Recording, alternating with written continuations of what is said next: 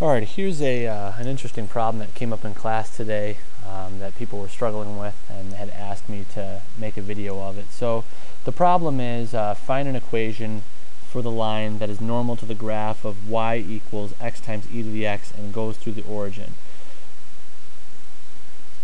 So the first thing to point out here is that if you put in 0 for x and 0 for y, it works out. So what you can get from that is that the point 0, 0 is actually on the graph of the given function.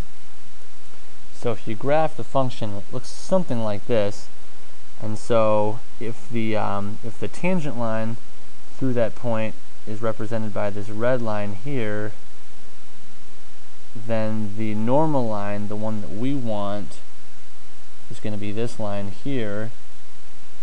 So all that's really required then, we want to find the derivative of y evaluated at 0 to get the slope that we need. That's going to give us the slope of the red tangent line. We're going to then take the opposite reciprocal of that to get the slope of the normal line and then use 0, 0 as the point. Alright, so to get the slope of the tangent line at any point x on the curve, it's going to be the derivative of y with respect to x, which in this case we need the product rule, so it's going to be x times the derivative of e to the x, which is just e to the x, plus derivative of x times e to the x, which is 1 times e to the x, or e to the x.